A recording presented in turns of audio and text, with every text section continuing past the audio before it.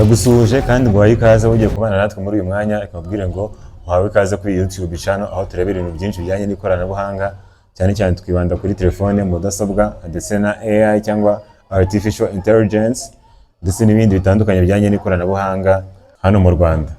Ngira ngo ku bantu bagenda bamurikira umunsi ku wundi, twagiye twiga ibintu byinshi ndetse mwahungukiye byinshi, ndetse n'uyu munsi mugiye kunguka ibindi.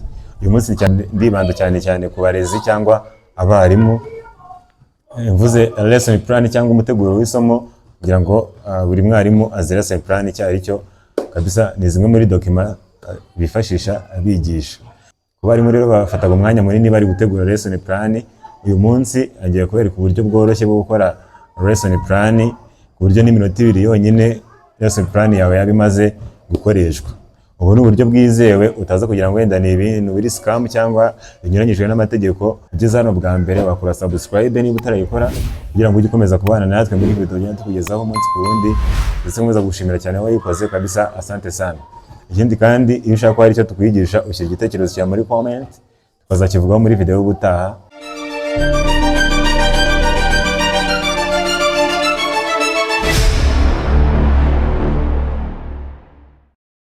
Ngiye kukwereka rero uburyo ugiye kubigenza mu buryo bwihuse kandi bwizewe. Ngira ngo nakubwiye ngo ushobora gukoresha telefone cyangwa laptop uri kubikora. Uyu munsi ngiye kukwereka uburyo tugiye gukoresha telefone. Ubwo na laptop nabyo nzakora indi video bibereke, usibye yuko bitagoye. Urafata phone yawe rero, uze muri web browser waba ufite muri phone yawe iyo ari yo yose. Ushobora kuba ari Google Chrome, ushobora kuba ari Phonex iyo ari yo yose. Then uraza searchingemo, wandikemo iyi link.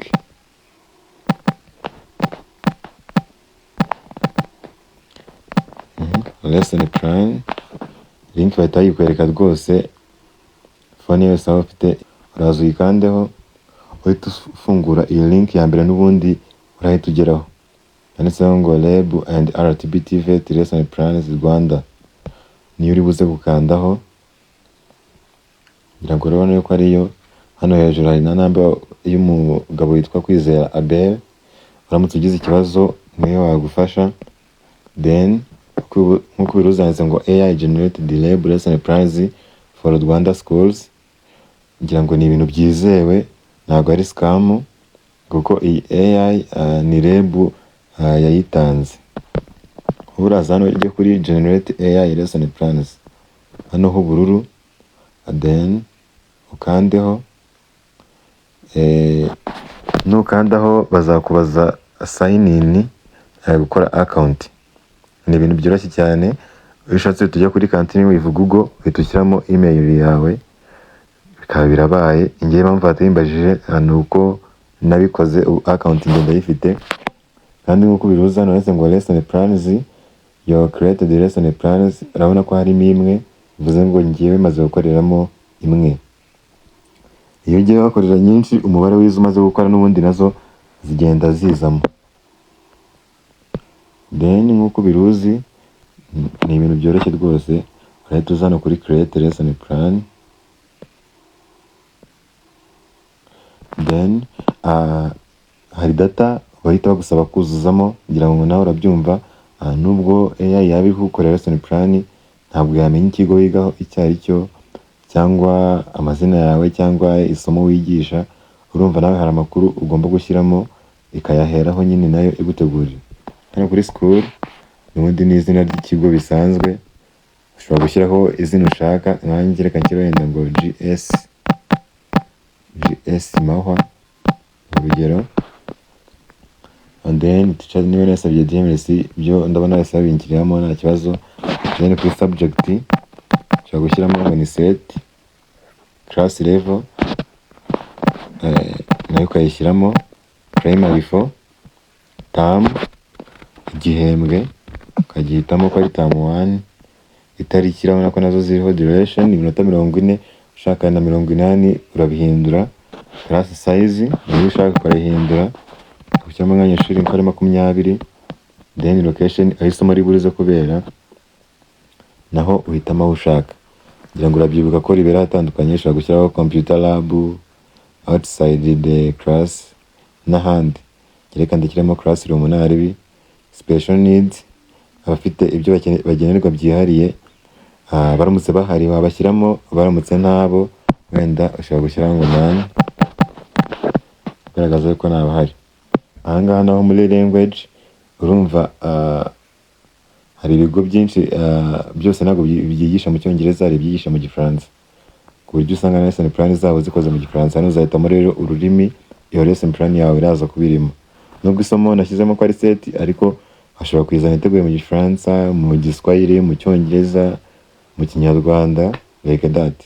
Ushobora gukanda hano ukaba wahitamo indimi zitandukanye bitewe n'ururimi waba ushaka. Kurumva ushyizemo Ikinyarwanda, ntabwo kuri language urumva nabatukiramo ko ari mu Kinyarwanda, ntabwo aba ari English.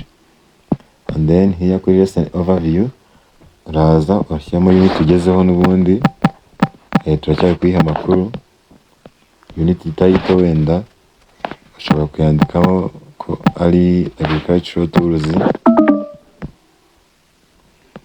Hano kuri key unit competence nayo ushobora kuyandikaho ngo learners will be able to identify agricultural tools and their uses. Urarangije bisanzwe. Lesson number ndakatseho ko ari lesson 3 kuri isomo rya gatatu. Then lesson title kanyite ngo uses of agricultural tools. And then hano ngo additional option include the AI generated activities description. Uraza ugakandaho ugaturning on, ngaringa ushaka ko kabaye ubururu, then ukande kuri submit. Wowe urahita uza utegereze n'ubundi,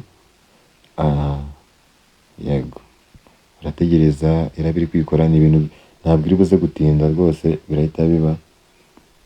Ngira ngo nako byakunze, bavuga ngo success kigero lesson plan iba yakozwe. Dore ngiyi bimwe nashyizemo, dore ngibi urabona ko unit competence ngiyi instructional objective bayikoze.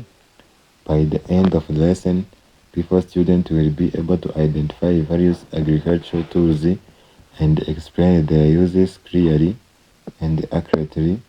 Learning materials bazikoze reference, generic competence and cross-cutting issue. Introduction ngiyo, teachers activity, learners activities, development, conclusion. Hano ushobora kwibaza ngo ni ukubera iki bitari muri ya table, nuko ntabidownloading. Hano hejuru handitse ngo edit, handitse ngo PDF. Edit ni cyagiye uba ushaka gushyiramo ibyawe. Urugero ubonye ibyo AI ya generatinze, ubonye ndari bike, hari utwo ushaka kwadingaho ubwawe, uraza kuri edit. Cyangwa hari ibyo ushaka gukuramo wenda ubona bashyizemo bitari ngombwa, waza kuri edit. Ariko ubona wayishimye nta kibazo, wahita wiyizira ugakanda hano kuri PDF, ibindi data waba ugiye kuyidownloadinga ku buryo nyine iri buze kuba imeze neza. Ngira ngo urabibona iyi lesson plan yacu noneho imeze neza, iri muri ya table n'ubundi ziba zirimo kabisa. Dore ngiyi term, dates, subject, class, unit number, ngira ngo urabibona. And then unit title byose bimeze neza kabisa, byikoze. Introduction ngira ngo uri kuyibona kuri buze ko bimeze iminota 10 n'iminota bayigabanyije. Development na conclusion, teacher self evaluation ngira ngo urabona ko bya bice byose biriho. Generic competencies and cross-cutting issues nazo urabona ko zirimo. Critical thinking, gender education, lifelong learning n'ibindi, communication. Ngira ngo urabona ko lesson plan noneho imeze neza kabisa. Nuko rero bikorwa, nawe ngira ngo ubu wabigerageza, nuko bigacunguza uburyo umwete, ndetse bigasevinga n'igihe cyawe wakoreshaga kirekire. Nuko rero bikorwa. Reka ngushimire ufashe umwanya ukareba iyi video, ukamubwira ngo urakoze. Ikindi kandi waba utarakora subscribe wayikora kugira ngo ujye ukomeza kubana natwe muri video zitandukanye tukugezaho umunsi ku wundi. Urakoze cyane.